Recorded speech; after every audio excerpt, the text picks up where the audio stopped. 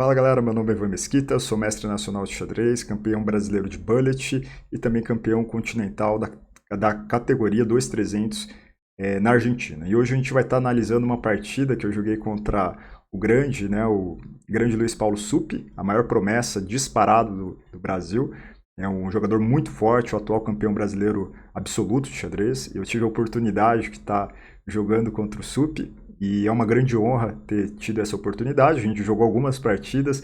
Eu perdi o match, perdi de 3-1, mas hoje a gente vai dar uma olhada ali na partida que acabou dando certas coisas, né? Mas tudo bem. Eu vou mostrar para vocês, né, os principais conceitos que eu utilizei nessa partida e também eu vou estar mostrando para vocês também algumas abordagens que a gente pode estar fazendo dentro da abertura, o que a gente precisa tomar cuidado em estar fazendo. Então, eu quero passar de fato o que eu pensei dentro dessa partida. A partida foi uma partida de 3 minutos, uma partida muito rápida. Ele estava com rating de 2.876 e eu com rating de 2.751. E realmente foi uma grande honra de jogar contra o Suppi, um jogador que já ganhou do Nakamura, do Carlsen. Realmente é uma grande honra de estar jogando contra ele, né? Mas tudo bem. Então, eu gosto muito de jogar, né, em partidas online alguns sistemas. Sistema Torre, sistema London, inglês, alguns sistemas que de fato eu consiga jogar a abertura com uma certa segurança. Ou seja, que eu não tenha que me preocupar, por exemplo, com alguma novidade, com alguma questão muito profunda logo nos primeiros movimentos. Então, eu joguei D4, jogou E6, eu segui com o cavalo F3, e ele jogou C5 na posição. É interessante que o C5 agora já poderia ser considerado um momento crítico. Por quê? Porque está tendo ali uma certa tensão central. E se a gente seguisse, né, com lance natural, bispo F4, aqui fazendo o sistema London, o que aconteceria? Ele capturaria em D4, e se a gente capturar de cavalo, existe um golpe tático, né, que é o E5 na posição. Explorando mesmo o processo de peças vulneráveis. A gente tem que sempre tomar cuidado com peças soltas, peças vulneráveis, porque geralmente é ali que vai ter um tema tático ali, ou para a gente ou para o nosso adversário. Então ele poderia jogar dama 5, atacando o bispo, né, atacando a dama, atacando o rei aqui, aliás, aqui na posição. Então, voltando lá. Então eu não posso fazer cavalo por D4 nessa posição, e se eu capturar de dama, a gente vê que normalmente na abertura a gente tem que ter uns certos cuidados em colocar a dama muito cedo dentro da partida. Por quê? Porque ela acaba recebendo ataques de peças leves, né? Então o adversário desenvolve uma peça atacando sua peça mais poderosa. Então o que acontece? A gente acaba perdendo tempos logo na fase da abertura. A gente tem que buscar evitar mover várias vezes com a mesma peça na abertura, evitar trocar peças desenvolvidas por peças que não foram desenvolvidas, evitar fazer vários lances de peões dentro da abertura. Ou seja, a gente tem que procurar fazer um desenvolvimento rápido, ocupar o centro, rocar, conectar as torres e realmente traçar um planejamento ali a médio a longo prazo, né? Mas tudo bem. Então, aqui eu já não posso jogar bispo F4, eu joguei C3, que é um lance que mantém a tensão central. Caso ele capture em D4, eu capturo de peão, mantendo ali o peão em D4. Então, aqui ele jogou cavalo F6 na posição. É um lance assim que natural, né, de desenvolvimento. Eu joguei bispo F4 e aí ele seguiu com cavalo C6 aqui na posição, reforçando mesmo a tensão sobre o centro. Uma das maiores, um dos maiores erros que acontecem até o nível mesmo de 2.300, 2.400 de rating feed, acontece exatamente nessas questões, tensões centrais, tensões estruturais, né? Ou seja, tensões que muitas vezes a gente fica naquela, será que a gente define, será que a gente não define, será que a gente mantém a tensão, será que a gente resolve a tensão? Então, geralmente é aqui que são produzidos grandes erros dentro de uma partida de xadrez. Por exemplo, se eu capturasse em C5, por exemplo, se eu fizesse essa captura, o que aconteceria? Eu entregaria o centro para o meu adversário, né? Ele teria um peão a mais no centro e ajudaria meu adversário a desenvolver uma peça, né? Ele já ia ter uma peça muito bem colocada ali dentro da partida, né? Então, aqui nessa posição, eu resolvi, de fato, seguir os lances padrões aqui do sistema London. Eu joguei E3 na posição, ele jogou B6, e eu lembrei, né, que o Suppi realmente é um jogador que jogava muita Pulse, né? Até hoje, até os dias atuais, ele gosta muito da estrutura porco-espinho, né? Esses tipos de posições que mantém a tensão, que mantém realmente ali né, uma partida muito desequilibrada, às vezes um adversário vai ter vantagem de espaço, às vezes um outro adversário vai ter realmente mais potencial, mais perspectiva. Então, eu lembrei que esse lance B6 é um lance que normalmente acontece na Índia da Dama, normalmente acontece na Nenzo-Índia e normalmente acontece nas estruturas porco-espinho. Mas tudo bem. Eu joguei cavalo D2, estou seguindo os lances padrões aqui na partida. Ele jogou bispo B7.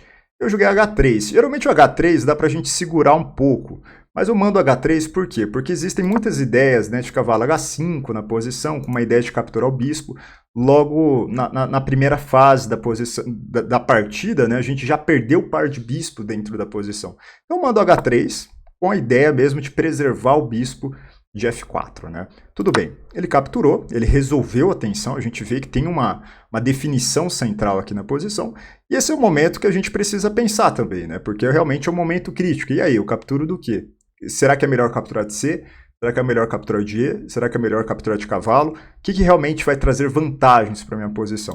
Eu capturei de C, e é muito interessante que toda captura, né, de peões, de peças, altera como um todo toda a partida, né? A gente vê que agora na posição tem uma coluna aberta, né? Já tem, por exemplo, aqui nessa posição alguma jogabilidade para esse bispo de F1 e altera, toda troca, né? Tem esse poder de melhorar ou de piorar a sua posição. Mas tudo bem. Ele jogou bispo E7, eu joguei A3. É um lance que não era tão necessário, mas a ideia específica de A3 é jogar um bispo D3 sem ter aquelas preocupações de levar um cavalo B4, bispo A6, por exemplo, né?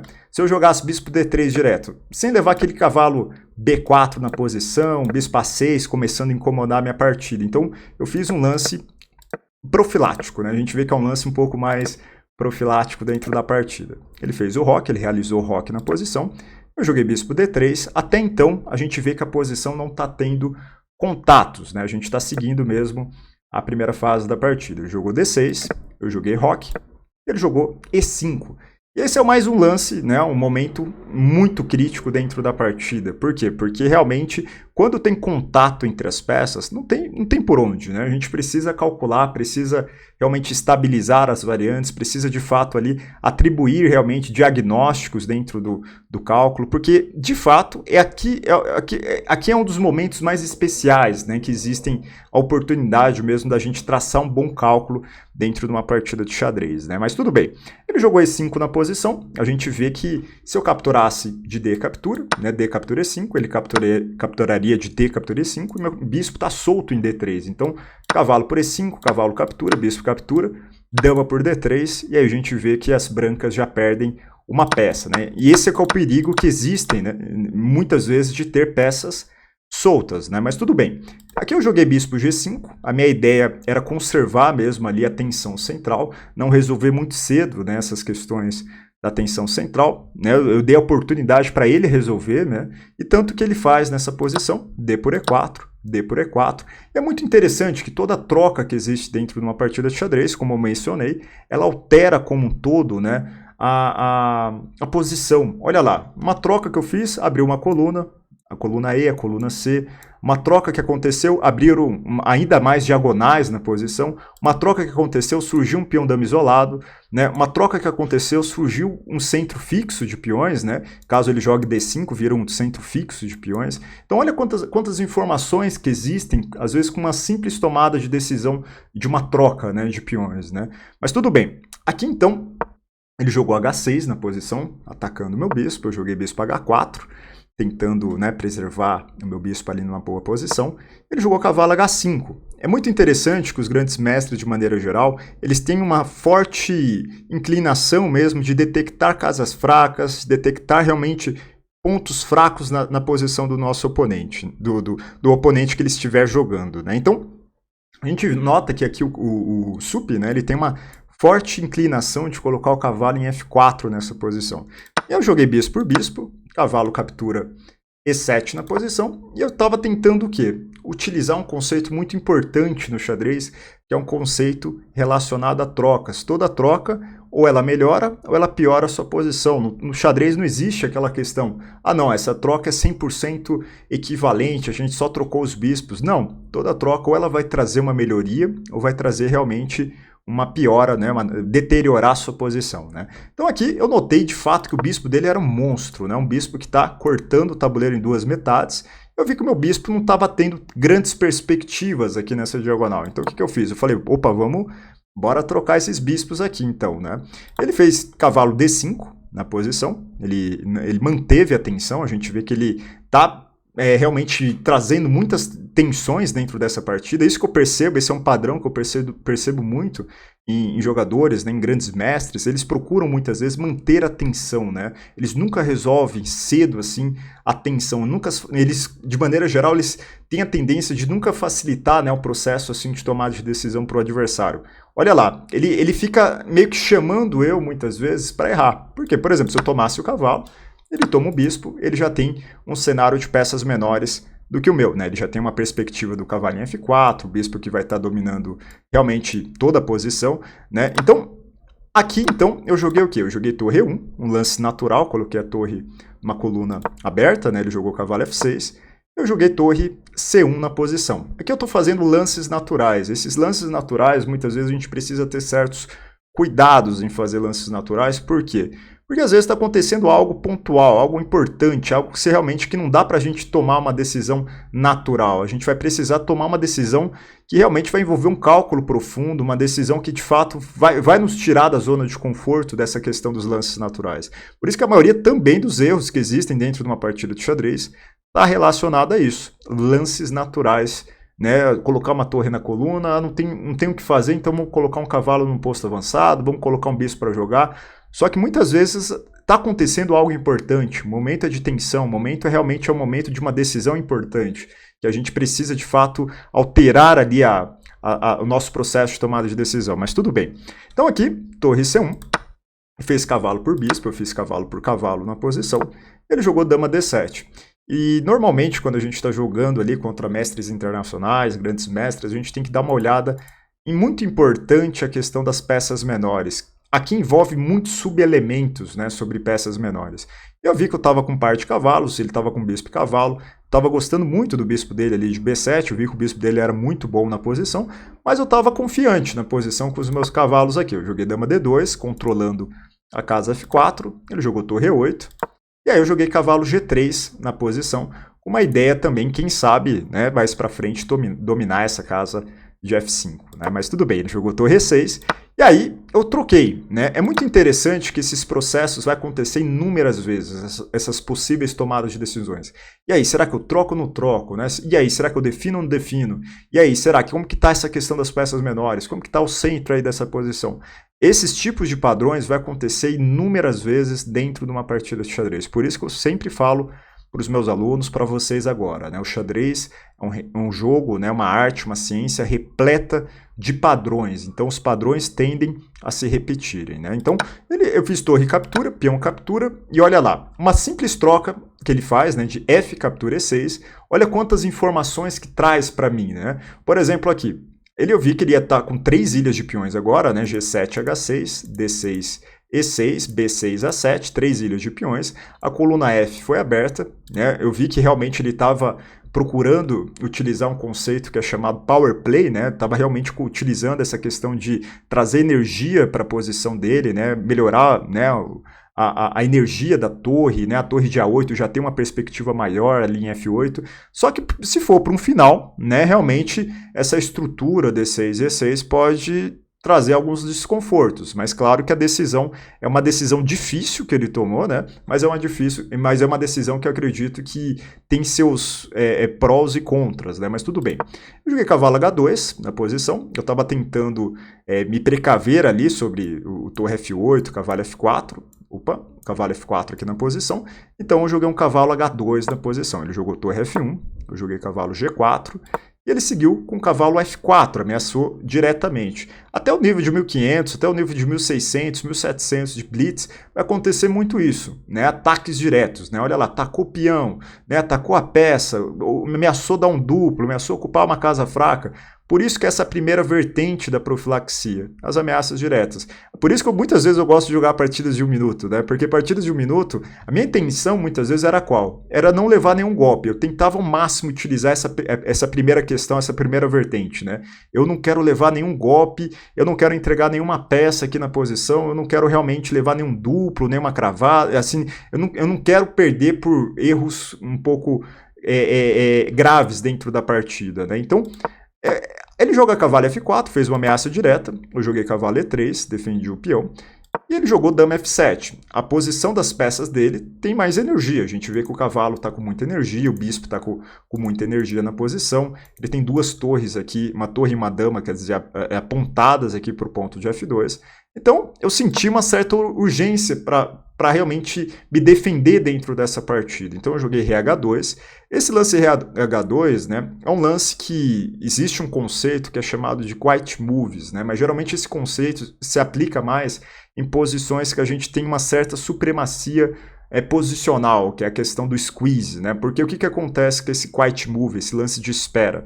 Muitas vezes esses lances de espera é para a gente dar oportunidade, muitas vezes, para o adversário tomar uma decisão e com essa decisão, muitas vezes ele gerar um desconforto na posição dele, ou seja, dar a oportunidade dele deteriorar a posição dele, dar a oportunidade dele errar dentro da partida. Mas tudo bem, eu joguei RH2, minha ideia foi mais profilática ali na posição, de quem sabe defender aqui o ponto de G2, o ponto de F3. Ele jogou H5, com a ideia de jogar H4, né?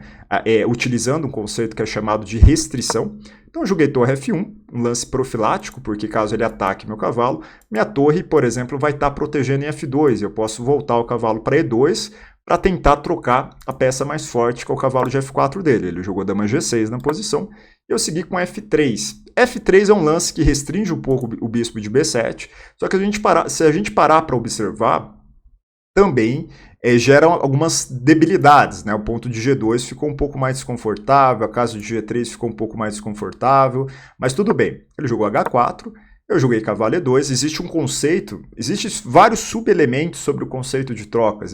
Existem trocas para atacar, para se defender, trocas realmente para explorar uma vantagem material, a teoria da simplificação. Tem várias espécies de trocas, né, trocas dinâmicas, que existem dentro de uma partida de xadrez. Tem livros inteiros a respeito de trocas, só que o conceito que eu coloquei aqui em movimento foi qual? Trocar a peça mais ativa que ele tinha no tabuleiro, uma das peças mais ativas, que era o cavalo de F4. Ele jogou cavalo H5, ele não quis trocar, ele voltou o cavalo para H5. Eu joguei cavalo G4 para tentar estancar, né, as ações dele sobre o ponto de G3. Então, ele jogou bispo A6, na posição cravando aqui momentaneamente o meu cavalo. Eu joguei torre E1, saindo da cravada, e ele jogou dama F5. Até aí, tá tudo em ordem. Eu joguei dama E3, né, eu estava tentando organizar minha posição aqui para um eventual, por exemplo, golpe aqui em cima do peão de E6, né, quem sabe tirar o cavalo, capturar o peão de E6. Mas o mais importante aqui nessa posição é a questão das tendências que existem na questão das vantagens, né? Muitas vezes essa questão da tendência, muitas vezes a tendência da vantagem pode estar começando a ir para um lado do tabuleiro, ou seja, aqui eu estava sentindo que a tendência da vantagem, que o ataque dele já não foi um ataque muito forte ali, que de fato trouxe muitas vantagens para a posição dele, e eu notei que a tendência, a posição estava começando a igualar, e agora eu com mais oportunidades de colocar pressão na posição dele, então começou a ter uma alteração na tendência das vantagens, né? Então ele fez bispo por cavalo, eu fiz torre captura bispo, ele jogou cavalo F4 na posição, torre E1, minha intenção de fato era ativar minha torre via C1, ele jogou torre C8 primeiramente, eu joguei torre C1, e a minha intenção de fato era levar a partida para um final, né, de jogo, né? Ele fez torre captura, dama captura, eu notei que nesse final eu tinha muitas ideias, né, muitos elementos dinâmicos, né, a dama entrando em C8, né, meu cavalo que estava bem posicionado aqui em G4, eu notei que muitas vezes ele poderia ter algumas ameaças sobre o ponto de G2, mas aqui, de fato, eu estava me sentindo com mais oportunidade de criar problemas na posição dele do que ele na minha. Ele jogou G5 na posição, que foi uma decisão que ele tinha 8 segundos no relógio, né? Ele jogou G5 aqui muito rápido na posição. Tinha cavalo H6. Cavalo H6 já decidia a partida, né? Realmente era uma posição que já ele já ia perder a dama aqui depois de G5, né? E eu joguei dama C8 ao toque, né? Eu vi que ele estava muito apertado no tempo, e aí a partida começou a realmente virar aquela loucura que a gente sabe que o que é o blitz, né? O que é o bullet, né? Realmente aquela questão mesmo que às vezes vira uma loteria, né? Realmente é uma questão muito superficial do xadrez, né? E que conta muitas vezes a emoção, né? Então aqui eu vou passar os lances rapidamente, né? Ele jogou rei G6, eu voltei a dama, né? Ele jogou dama D3, dama C3. Aqui foi produzido vários tipos de erros, né? Porque eu estava tentando de alguma maneira ali defender o ponto ali de G3, eu estava tentando, por exemplo, não levar o mate ali de G2, estava querendo ganhar no tempo, na verdade. Por isso que a partida agora começou a diminuir muito de padrão. Ele jogou dama F2, eu troquei as damas, né? E aqui a intenção de fato foi enrolar ele no tempo. Eu vou até passar rapidamente aqui. Ele acabou perdendo vários peões aqui e perdendo a vantagem, perdendo a partida, né, depois de cavalo D2. Mas o ponto crucial dessa posição, dessa partida, foram quais? As tensões que ocorreram, né, dentro do centro, as questões relacionadas muitas vezes à questão das trocas, né? Questão profilática eu achei muito importante aqui para a gente levar em consideração para não levar mate. Por exemplo, eu segui ali os lances padrões, né? Olha lá, momento de tensões, E5, criou uma tensão, a gente precisa tomar uma decisão. E aí, será que eu defino? Será que eu mantenho a tensão? O que eu faço, né? A gente precisa levar isso muito a sério para as nossas tomadas de decisões dentro de uma partida de xadrez. Joguei bispo G5, ele tomou. E outra questão muito importante é que como simples tomadas de decisões, como que elas podem afetar drasticamente a questão posicional, né? Olha lá, capturou, bispo E4, mais uma questão das trocas, né? Tentando trocar os bispos de B7 e de E4, e depois, na posição, a gente viu o conceito também das ilhas de peões, né? A gente viu o power play, aquela questão relacionada mesmo a energia das peças, né, o elemento dinâmico, realmente a posição dele ganhou muita energia. E depois o processo profilático, né, eu tentei realmente me defender aqui sobre essas ameaças aqui de G2 e H3. E de fato, ali na posição final, eu tentei utilizar mais uma vez o conceito de trocas, de tentar trocar ali os cavalos, ele não quis, e a tendência da vantagem começou a ir para as minhas mãos, né? Depois de cavalo G4, eu já estava me sentindo confortável e com chances mesmo de criar mais problemas, ou seja, eu estava no lado confortável da igualdade, né? Mas tudo bem. Então, eu quis passar para vocês então essa partida que eu joguei contra o Luiz Paulo Suppi. Foi realmente uma honra, né, ter jogado contra ele. Ele é um jogador fortíssimo, né, um jogador que já passou de 3.000. Realmente é um jogador que eu tenho uma grande honra de ter disputado, de ter jogado contra ele. E hoje eu quis passar para vocês essas análises, esses conceitos, só para vocês entenderem um pouco, né, como que funciona meu processo de tomada de decisões. Tá bom? Até a próxima!